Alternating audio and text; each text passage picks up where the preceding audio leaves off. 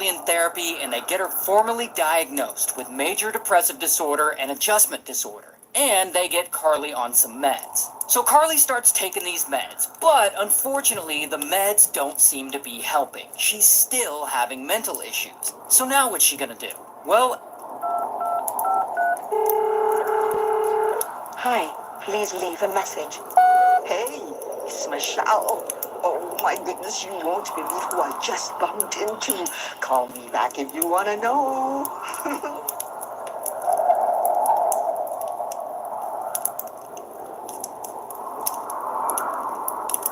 This is why I canceled my Factor subscription and switched to Cookunity. After months with Factor, I got bored of eating the same boring meals. Cookunity offers over 400... At some point, Carly gets introduced by some of her friends to a little Zaza. So she starts hitting that Zaza, and it turns out that she really likes how it makes her feel. She's like, damn, this is kind of nice. However, she's still really struggling with the mental illness stuff, and this is the only thing that seems to help. So she starts doing Zaza a lot. I guess she's really into those vape pens, and this goes on for a while. I guess Carly's hitting that Zaza daily.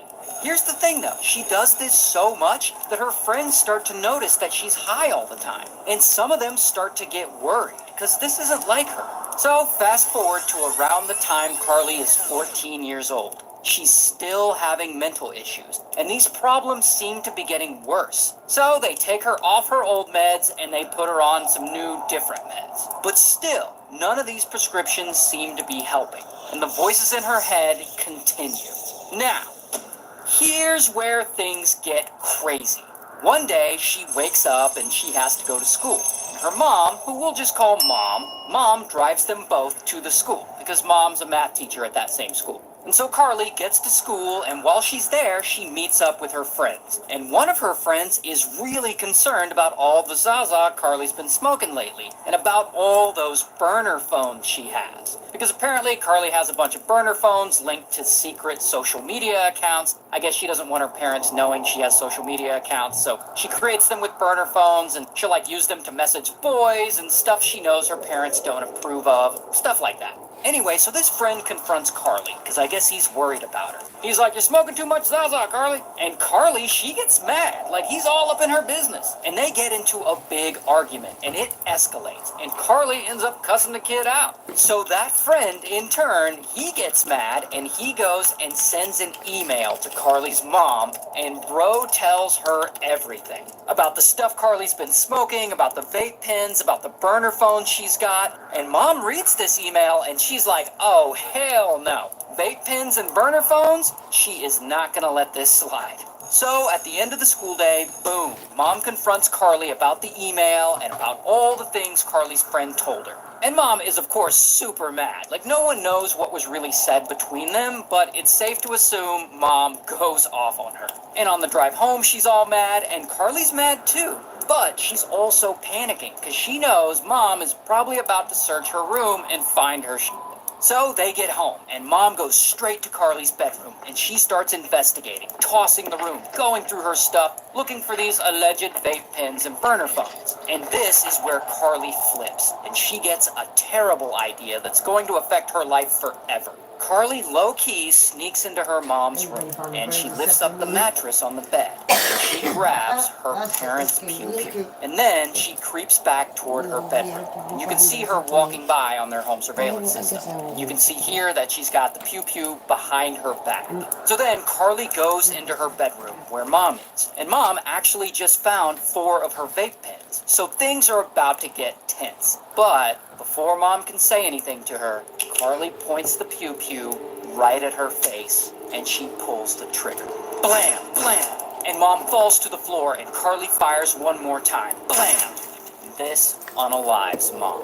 But then, it's almost as if she had this planned, because she goes back into the kitchen, and she grabs her mom's phone off the counter. And you can see the phone in her hand here. And so she texts her stepdad, who we'll just call stepdad.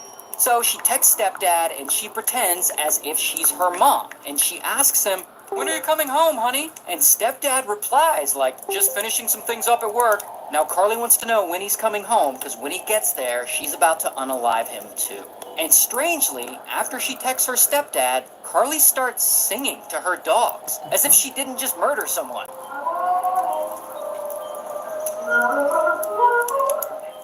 Weird. Now, I'm not a doctor, but when you look at all this, the hearing voices, the cutting, the sudden murder of her own mom, and then randomly singing to her dogs during all this chaos, I'm thinking Carly was misdiagnosed early on. I think the mental issues she's dealing with extend beyond major depressive disorder and adjustment disorder. And I definitely think that smoking all that Zaza all the time greatly exacerbated whatever mental issue she's dealing with. But that's just my opinion. Tell me if I'm wrong. But anyway, then, while she's there, waiting on stepdad to get home, she suddenly decides to text a friend of hers. She's like, "Come over, it's an emergency." And so sometime later, this friend comes over. It's all original. It's all original. You never seen it like this.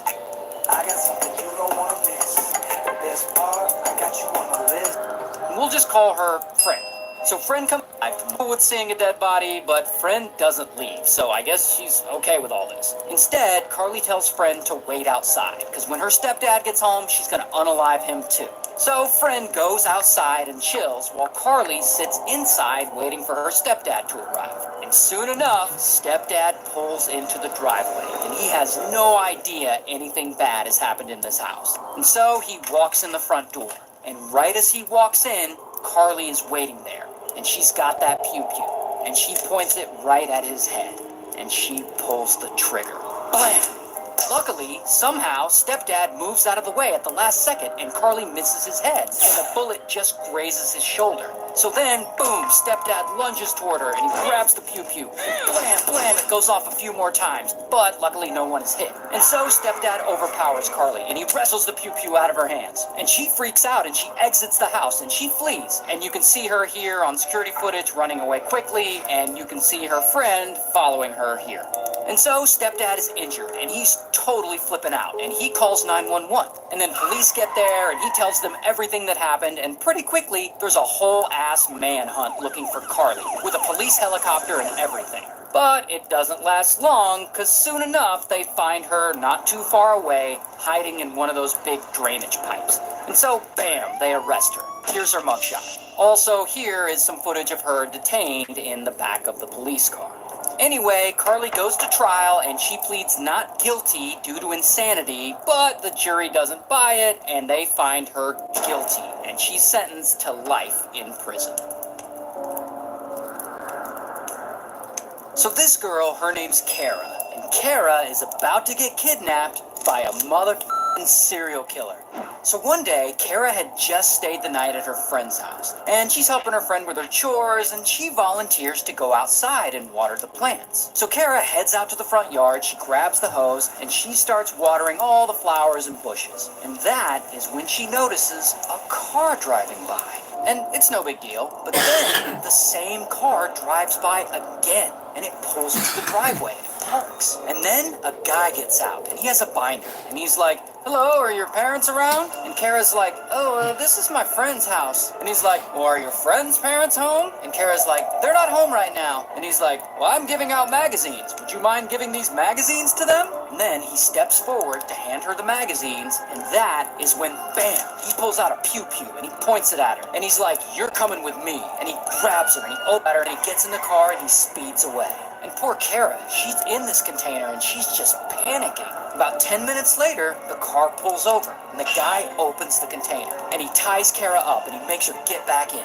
Then they drive a few more minutes before the car stops again, and it stops in the parking lot of an apartment complex. And the kidnapper, he gets out of the car, and he picks up the container with Kara inside, and he drags it into his apartment. A few minutes later, he opens it up, and Kara, she's still inside, and she's still tied up. So he lets her out, and then he sits down with her, and he starts asking her lots of questions and writing down the answers on a legal pad. like he's interviewing her. And he wants to know her full name, her address, the names and addresses of her friends. He wants to know about her boyfriend, her sexual history. It's weird. And once he's done with this weird-ass interview, he straight up threatens her. He's like, do everything I say, or there will be consequences. And then he reminds her that he has a pew-pew. And then, shortly after that, he unfortunately essays her multiple times. And now eventually, he tries to get Kara to eat something. But as you can imagine, she isn't very hungry. So she's like, no thanks, but is there anything I can do for you to, like, help you? And the kidnapper's like, sure, you can sweep the kitchen floor. So Kara gets a broom and she goes to sweep the kidnapper's kitchen floor.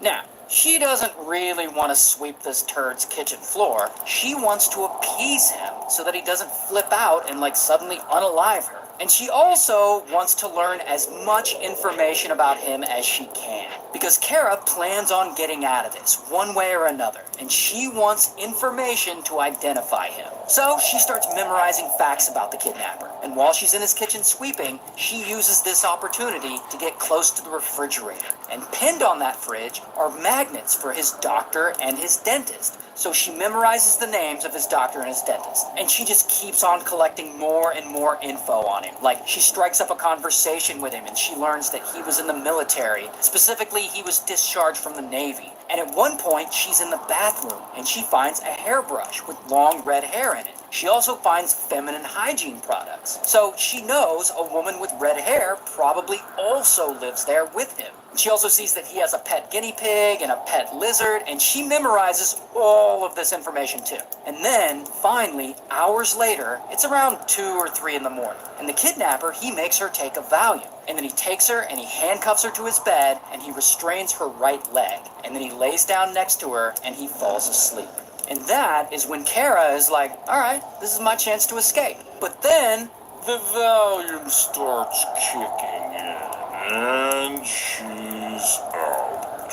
Hours later, Kara wakes up, and it's just starting to get light outside. And she's still handcuffed, and she's still tied up. And she looks over, and the kidnapper, he's still asleep. So she tries to slide her hands out of the handcuffs, but it's not working. They're on too tight. But then, she notices the handcuffs are attached to a rope with a quick link, which is like one of those little link things. So, as quietly as she can, she bites down on it. She clamps her teeth around the screw, and somehow, she loosens it enough to slide the handcuffs out. Then, she uses her free hands to disconnect her leg restraint, and silently, she slides out of bed. And luckily, the kidnapper, he's still asleep. So she tiptoes through the apartment, and then, bam, she runs out the front door and into the complex parking lot. And outside, there's a car driving by, and she runs straight toward it, and she waves her arms to flag it down, and the car stops, and the guys inside are like, what the fuck is this? And she's like, I was just kidnapped and I escaped. Take me to the police, please. So these guys, The Cloud-like design offers a 15mm thick outsole, designed with improved arch support for unrivaled comfort. The padding in the heel is comfortable yet supportive. Sustainable material makes them lightweight and breathable. Plus, these shoes are perfect for wide feet. These flats come in 2 ranges, Margot and Aria.